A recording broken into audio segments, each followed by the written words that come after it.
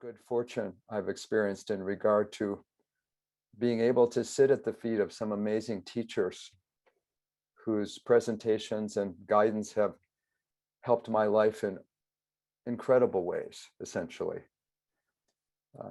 I sometimes shudder to think what psychiatric hospital I'd be in had I not come into contact with these teachings years ago as a college student.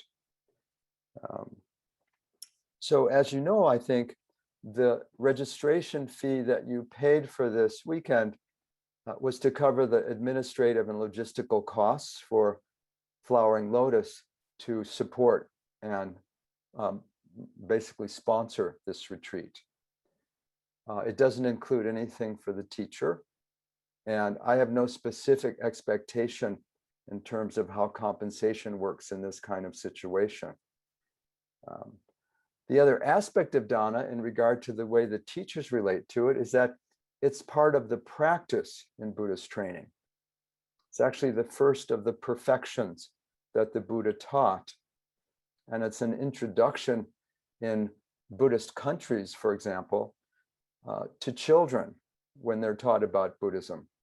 When the monastics come around on their alms rounds in Thailand, the parents, even when they're very poor, will often have the children go up and put the food offering into the bowl of the monk to try to teach this principle of generosity. Yeah.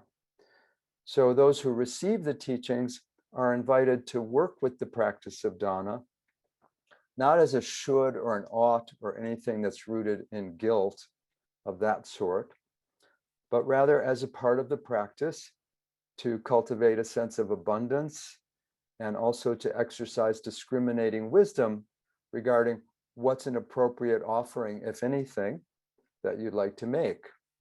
Yeah.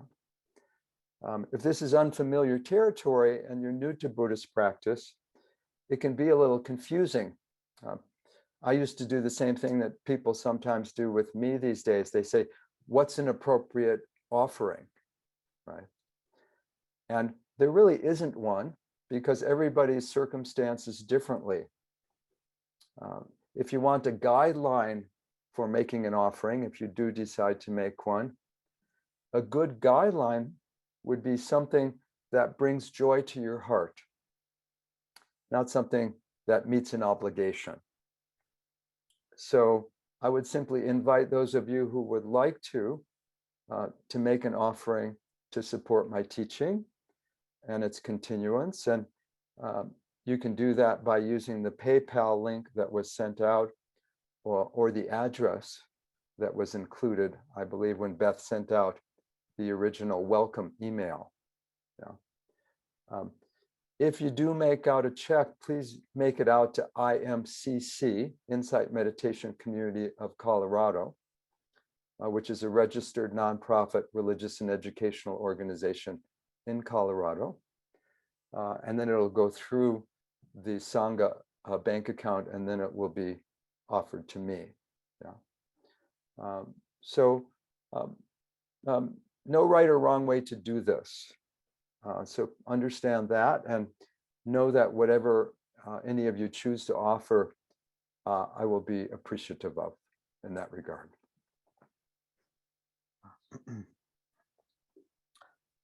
I want to pick up, let me shift gears and say a little bit about the meditation practice before we do some sitting.